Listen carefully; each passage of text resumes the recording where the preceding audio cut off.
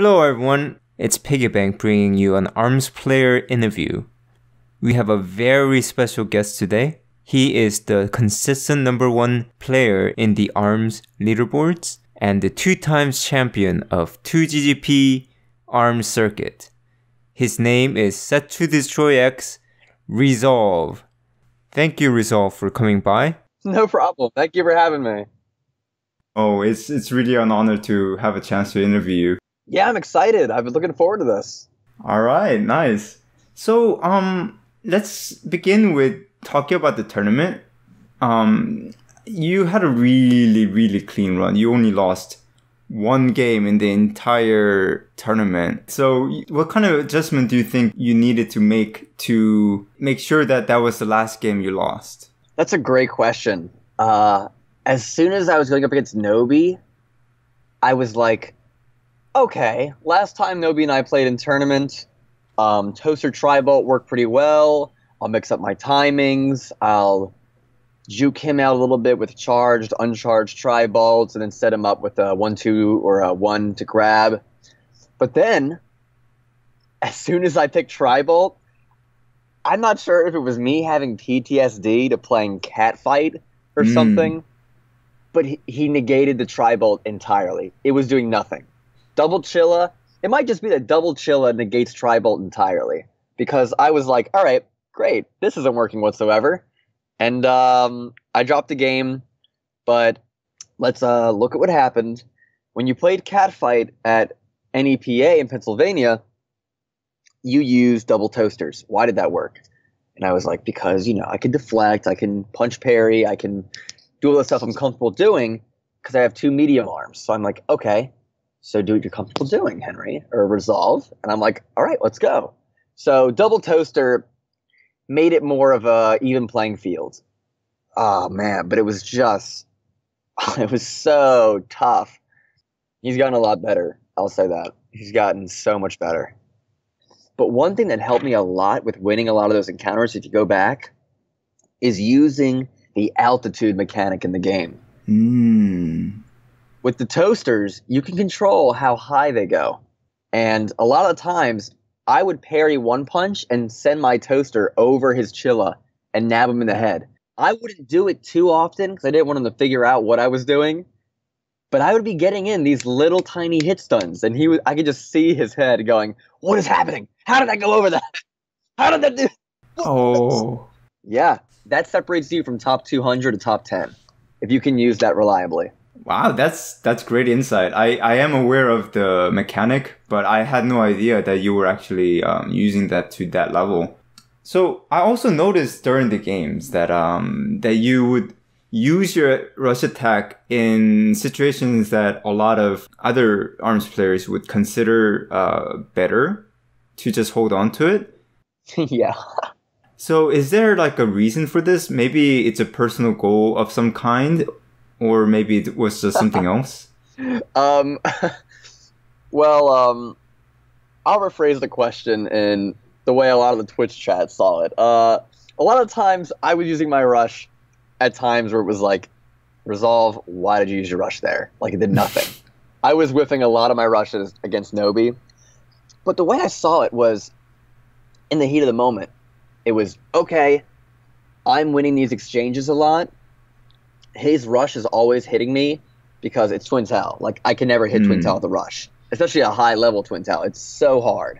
So I was like, so my theory was, I'm just going to get my rushes out as fast as possible. If I break his shield, I break his shield. And if I don't, then his arms are weak, and then I can target his arms and get a 1-2 off of it. I just wanted to get as many rushes out there as I could. But yeah, a lot of the times, he would have like full HP, and I'd have like 20, and I'd have rush, and I'd use it, right? But honestly, I would do that because I think I could win that game still. I see. There's not a part in me that was like, oh, I'll get him next round. It was like, no, I'm getting him this round, and then I'm getting him next round. Wow, that really is something else. It's probably this mindset that allowed you to get so good in this game. You can always win. You can always take it back.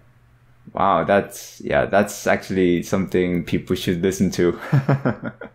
Yeah, I hate the mentality of, oh, I'll save rush for next round if if there's still a glimmer of hope, right? Like, if you have 0 HP and you're against someone with double, like, Tri-Blast, okay, maybe take the L. Like, that's not going to happen. I see. Yeah. Okay, let's get into some of the fun questions here. Okay.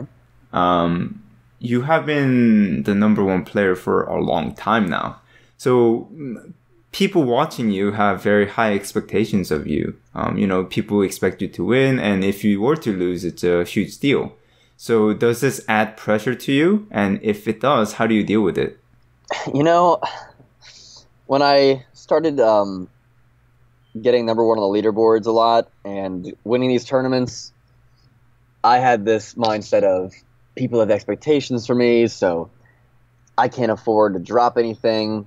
But a lot of the times, it was my own expectations that I was so worried about, Oh, what will people think if I drop this game, if I drop this tournament? I have a duty to do, and I don't know. I guess there comes a burden of being #1, and it is that people want to see you fall in a way. They won't openly say it because they do support me. Everyone supports me, and then they're great. The community is awesome. But when you're watching someone fight me, you can't help but have that feeling of, what if he beats Resolve? What if he beats #1, Mm-hmm. That did have a lot of pressure on my back for the first few weeks. Like, after I got sponsored by Set to Destroy, I was terrified I wasn't going to live up to their expectations or the hype or the leaderboards. But then, I'm not sure what it was, but all the pressure just kind of went away. I've been relying on instinct more and more in these matches. Like, I only prepare for certain people that I play against in these matches. But yeah, there certainly is a pressure of being a champion. And it always does kind of suck when you play someone unranked. And I'll be on my Smurf or something, trying something out that's kind of silly, and I'll lose. And then, someone will post a screenshot. Oh, I beat Resolve. I'm like, oh, okay, whatever. Get out of here. I'm like, all right, get out of here. I'm like, I get it. All right, you got me. Great. Yeah, that's the thing about the internet. Yeah, you're not wrong. Yeah, but it's a good pressure. It gives you a reason to practice. It gives you a reason to want to win. I see.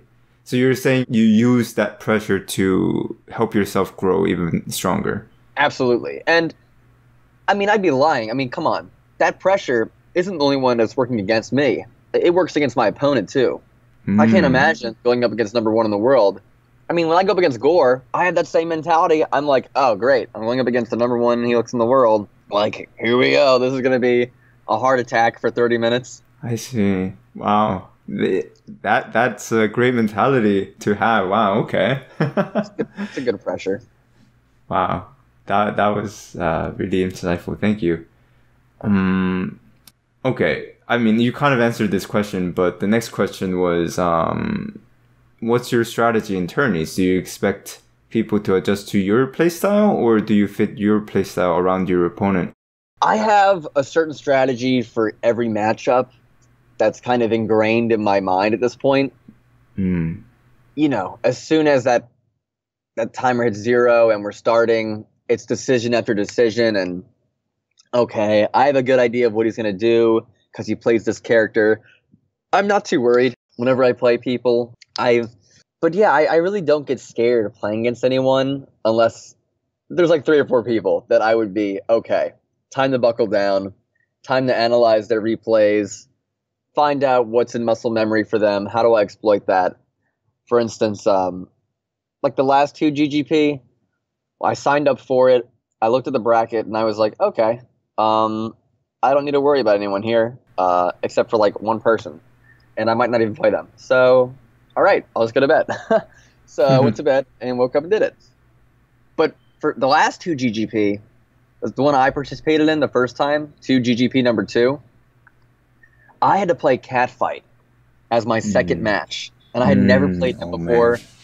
And I had always studied Soul, SOL versus Catfight in the Springman matchup. I looked up to these guys, and I'm like, great, now I'm playing Catfight. I was like, I'm going to get my butt handed to me. So I studied Soul versus Catfight for hours and hours, and I learned new tech, and I learned new things against Twin Tail the night before. I was so scared. I studied his replays, and I went in. He was like, "Hey, what's up, man? Ready?" I was like, "Oh yeah." Goes in, and then I shut him out, and I was like, "Okay, I think I overprepared for this." Yeah, I lost sleep over that. I was like, "Oh, okay, well, I hope I don't fall asleep in between the phases in the top 16. Great." Oh wow. But yeah, I would say my strategy in Gore's is we rely on instinct a lot, but that all came from analyzing and overanalyzing people's replays, people's tournament wins, people's patterns, their habits. A lot of it is acknowledging your habits and saying, okay, what am I doing right now, and what can I do that'll mess with him, and then how can I change that? How can I use what I've been doing and use it to my advantage and flip the whole game on that guy's head, right? Mm-hmm. It's all about changing your patterns. Like at this point, ARMS has become kind of a muscle memory thing. Like as soon as the match starts, all other thought just kind of goes away, and the only thing I'm worried about is getting that guy's HP to 0 and hearing that perfect be set at the end of the game. I see. So you always go for the perfect. Oh, absolutely. Excellent, excellent. That's incredible. That's incredible. So everything is just natural to you. Even the high level reads are just. No, the high level reads, then it becomes like I'm gonna get an ulcer in between round 1 and 2 because then it becomes crazy. Like when you play against people like Gore, Soul, S3OL, 1010 Man, those three, man, it's like I'm playing against myself in a way. Or you know what? I'll even put in AM. Playing against AM is literally playing like Shadow from Sonic. If I'm Sonic, he's Shadow. I'm literally playing against my Shadow. And I'm like, wow. Okay, I want to bust my head against the wall because it is so annoying. Wow.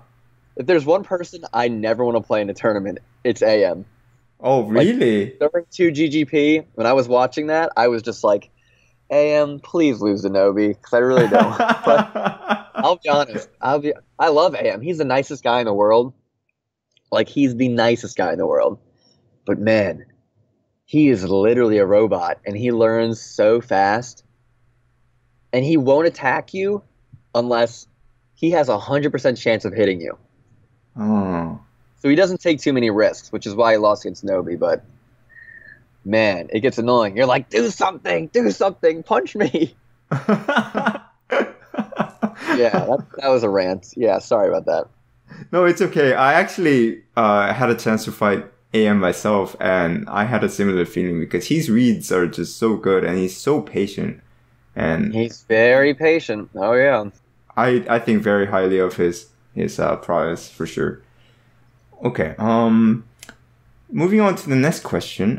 What do you think about the existence of the default and custom format in general? Do you think this creates a divide in the community, or do you think it helps the game stand out? Oh man, this is fire and ice. This is light and darkness. This is the great debate. I think, in my opinion, I think customs are better. I think customs is what helps the game stand out. It's what makes Hilux amazing to watch. It's what makes a lot of the matchups even possible to a degree. I think customs where the game shines, You have an ARM, it's your style, you own it. You own that style, and you get it to the top 3. That's what ARMS is all about. I mean, default Springman, like, oh my god, default Springman, great, awesome. I win almost every matchup except Twin Tail and Ribbon Girl. Playing against Ribbon Girl with default Springman feels like I'm playing the wrong game. It's like when you're playing Smash Bros. And you're playing against Jigglypuff, you're like, you're in the wrong game, dude. Like, you're not playing the same game I am. I see. I see. It's impossible to hit her. You can't hit her. It's like, okay, great. Time to just farm rush. I think customs where the game shines. And even if it's just one arm change, even if tournaments where like you can change one arm, that would be even amazing because everyone has that one arm they love to use that's avant-garde and kind of out there, but it defines their play style. Everyone has their own play style. I mean, who wants to watch 20 resolves, right, in a tournament? Mm-hmm. I don't. That's why there's one of me. Let's just keep it to one. Like Meow. I mean, Meow plays Springman as well now, but he uses like Thunderbird and Kablammer and all this crazy stuff, but it works. He was fighting in top 3 in all these tournaments and stuff. It's true. It's true. Definitely not a common setup for Springman, but he makes it work. No, it's not. It sounds like a party crash. Sounds insane. I see. All right, so this is like the real juicy stuff. Which player do you think you have the hardest time fighting? Gore. Gore Magala. No question about it, huh? Or if you're hearing this, you already knew this. Like, if I held block for more than 3 frames, I'm pretty sure Gore would have capitalized off of it, went into tower mode, and the perfect soundbite would sound off, and I'd be crying. You can't stand still. You just can't stand still against the guy. He's crazy. And he's always above you. He always has that height advantage. I'm not sure if he talked about this, but he always says, I play in a way to make my opponent terrified. And you know what's terrifying? It's the fact that Helix 90% of the time has a height advantage over you because he's in the air. Yes. And so you can't attack until he's on your level. And when he's on your level, you have about 1 frame to hit him. And if not, then he puddles. And if you don't wait that extra 2 frames to hit him, oh my God. Just waiting. Like, when you see him puddle, you can see his little Helix face, and you're like, I want to punch it. I want to hit him so bad. He's right there. He's wide open. Then you do, and you miss, and you're like, what the hell? And the camera's like, oh yeah, by the way, you have to wait like 3 frames to hit him. There's that, oh my God. And you know, waiting against Gore is just the most tense thing in the world, because you know any second he's going to throw a grab out, he's going to throw an air 1-2, he's going to drop back, tower spam up until he gets rush. And once he has rush, you might as well just turn the game off. That being said, we do go even though, and we have great games. So I see. While I have difficulty playing him, he's the guy whenever I play tournament, I'm like, I hope I play Gore in grand finals. He's the funnest player to play against for sure. Wow. Well, it is great to have a really good teammate like that, and thank God. Yes. So, what do you think about the new character, Springtron? Springtron. I think Springtron's a really cool character. I think he's an amazing addition to the cast. I think the EMP mechanic is awesome, but it's not ready for high-level play. It just has no use. High-level play is fast-paced. It's a mix-up between retreating, fast punches, and close-range aggro pressure, and there's just no gap in there for you to slip in an EMP. And even if you do get it, let's say there's a Blue Moon, you get EMP, you get the buff. It lasts 10 seconds, and that's if they don't knock you down, which they will. They're not going to come to you if they have EMP. They're going to run away. Let's say Springtron gets EMP from across Scrapyard, right? Well then, I'm Springman. I'm going to run the hell away for 10 seconds and block and hold shield, and then your buff's up. So that Blue Moon opportunity you just worked so hard for, which you probably got a lot of downs for, is now nothing. And now you're back to slow Springman. And that's the problem. Like, Gore and I labbed this. We did Springman versus Springtron every game, and he didn't take a game off me. And it's not because Gore's bad. I can tell you that right now. It's not because Gore's a bad player. He's probably one of the best. Is one of the best. And if he was using Springman against me, I guarantee you that would have been 50-50. But Springtron just is a little slower on those wake-up dashes, on his dashes. Everything's a little bit slower without the buff. And he never gets the buff. So it's like you're playing knockoff Springman. Springman will always win that matchup. So all these Springman mains that have switched to Springtron, I'm happy about it because I know I can beat them now. But I am kind of worried because what it does is it messes up your rhythm. With Springman, there's a rhythm you fall into. Everyone has their own Springman rhythm that wins you those games, that lets you fall into offense and defense and the little space in between and getting rush. And Springtron totally scrambles that rhythm because he's so slow. So when you go back to Springman, you're going to be like, oh, wait, I can dash this fast. Oh, wait, my deflect comes out this fast. Oh, wait, my jump dash is this fast.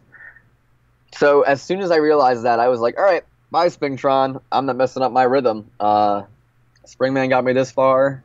Not about that. Put on my Smurf, I'll play Springtron because it is fun. Using the EMP, breaking their arms, dancing around a little bit, and then doing rush, Like, that is fun. Definitely. I don't think he's ready for high-level tournament play yet. I see. So, it's pretty obvious that you're passionate about ARMS. What is it about ARMS that made you want to dedicate so much of your time to it? I just love the idea of being able to weave in between punches and the whole deflect ability really appealed to me, of being able to dash and knock away arms and counter with that. I don't know, ARMS is special. ARMS is unlike any other fighting game. It's pretty much solely neutral base until there's a trampoline in the mix or something. Or you're knocking people in the air and you're bukiing off of that. It's just such a game clear, cut, and defined by reads, conditioning, and fast-paced dodging. Just the whole dodging aspect I love.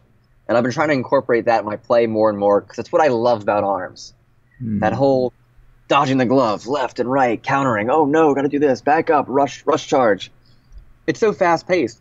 I know it looks from a spectator's point of view like a slow-paced game, and that's the problem with its viewership right now, but I promise it does not feel slow when it's happening, man. Nothing feels faster when it's happening. And when you're playing high-level players, I don't know what about it, but it just makes the game faster. Like playing Gore feels like your heart's about to burst out of your chest. But I'm not sure if it's because I come from a boxing background that I was appealed to it so much. Maybe that was something with it. But no, I do love ARMS. I love its gimmicks. I love what it's all about. I love how much they update it. I love the patch notes. I love when they patch new things. So the metagame is always changing. Wow. I didn't know that you were from a boxing background. Yeah, I'm a lightweight boxer.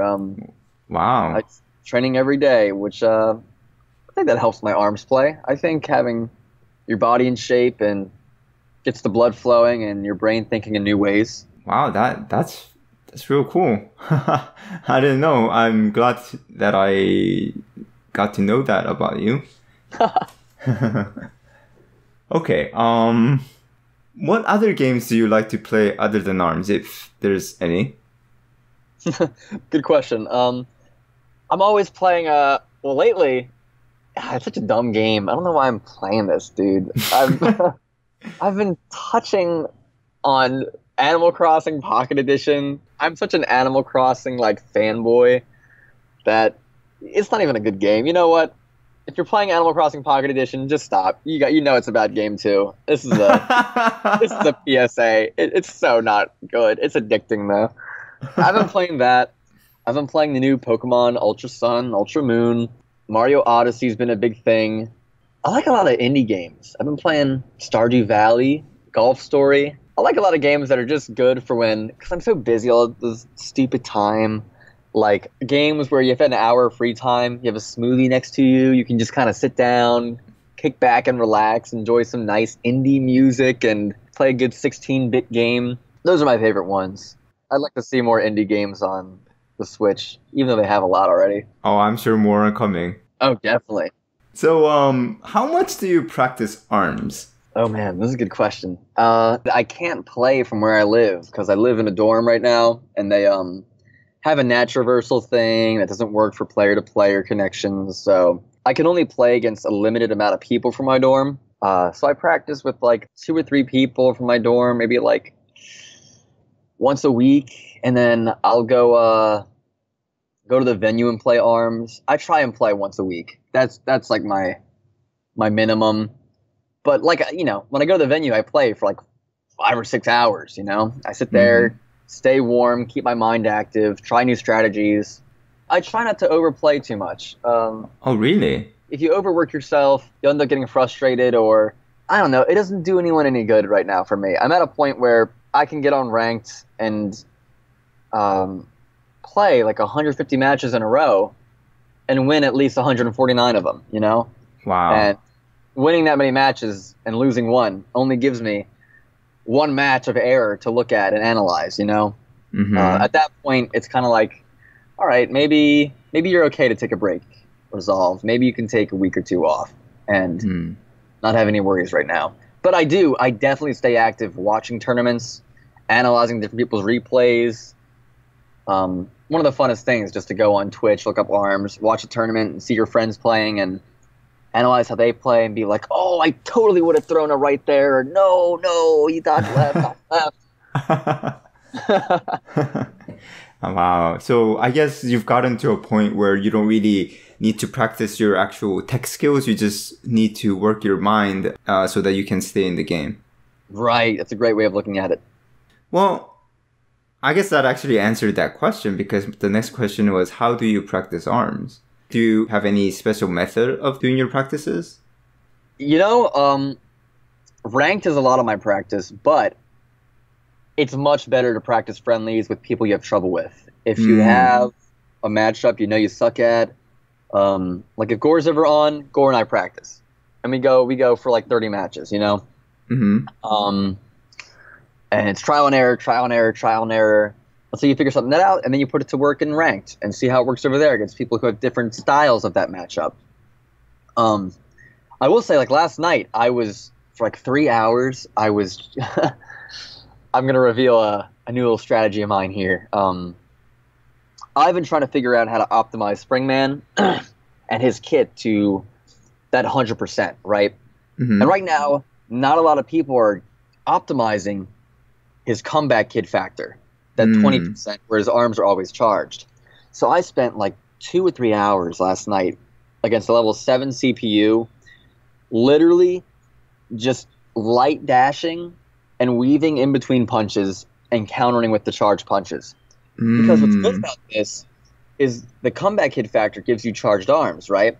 So small dashes, you can have small dashes, which minimizes the dash lag time, and still have a charged arm, which is faster than an uncharged arm. So you could have a faster counter than you would even deflecting. So once you're at comeback hit factor, it's almost like not deflecting is the better strategy here. Just slipping in between gloves and getting that hitbox as close as possible so you can get a faster right or left out. Wow. It's extremely risky, but if you can do it right, I think you can take down anybody with that. Wow, it sounds amazingly hard to me, but if anyone could do it, it must be you. I'm having good success with it right now. I'm gonna put it to play in tournaments soon. Wow. All right, that's awesome. Finding new techniques and finding a style that you excel in and finding ways to reach its potential is the best way to practice. Whatever you need to do to get to that is the best way to practice. Whether it's analyzing replays, watching someone you idolize, practicing with someone you idolize who's really good, that's the best way to practice. And ranked. I mean, ranked is good to a point until you play against people who lag and disconnect. Right. So finally, do you have anything that you would like to say to the viewers? Yeah, absolutely. Seriously, take advantage of all of these. They're not even small at this point. All of these ARMS tournaments that are happening. I mean, Scrims has one every other day. I know Laura is having ARMS Clash every now and then. 2GGP has a monthly one. Neopunch has these huge prize pot tourneys that are happening now, I guess. Scrims has the Ramen Bowl every month. And, man, these things happen all the time. So take advantage of all these tournaments, partially because I enjoy watching them. And I want to see you guys kick butt out there because I love tuning in. And second, one of the biggest things in the ARMS community right now that's kind of underrated, I think, right now at the moment, and it's going to keep building traction, is the ARMS Colosseum. Have you heard about this? No, I actually have not. Really? Okay, cool, interesting. I'm going to plug it in here. So the ARMS Colosseum is similar to Pokemon, how there are 8 gyms, and you need all 8 gym badges to challenge Elite Four and become champion, you know? Well, the ARMS Colosseum is a community-made effort made by Linkable and Niru and other people, Doc Shadow. They basically put in all this time and effort, had badges handcrafted and made, and they've designated 3 people to be gym grunts at every character's gym, and then they have a gym leader who's one of the best people of that character at every gym. And you can challenge everyone, and once you have at least 8 gym badges, you can challenge the Elite Four, who are 4 of the best players in the ARMS community. And right now, we only know who 3 of them are because they've only gotten that far. But if you beat all 4 members, you become a champion and you win like a legendary edition of Xenoblade and like a certain amount of money. It's great. It has a huge prize pot in it. It's great fun. And the Elite Four challenges are streamed every week. So you get to see these people valiantly fight their hearts out against the Elite Four. Oh, wow. This sounds amazing. I can't believe I didn't know about this. It's so cool. I will literally walk over to Waypoint every Friday just to watch the challengers fight the Elite Four. And if they lose, they have to start all over again next week. So no one has gotten to the final Elite Four yet? No one's gotten to the 4th member yet. So there are speculations of who it could be. Right. Wink, wink, wink. Mm-hmm. I'm going to get a talk too. Well, this is something else. I'll be sure to participate. And for those of you that are listening, I definitely encourage you to participate in the Colosseum as well as many other tournaments that's available. So thank you very much for the interview, Resolve. No problem. Thank you. Where can people find you? You can find me on Twitter at STDXResolve. I post a bunch of clips there of ARMS, new tech stuff. I keep you updated on what tournaments are coming up for me. I keep you updated on my rants, my opinions on the meta. You can find me on Discord. You can DM me there at Resolve as well. Hashtag 8331. Thank you. I'll be sure to include the links in the screen and in the description. So once again, congratulations on your achievements so far. I really hope to see you continue to be successful. Yeah, thank you so much. What?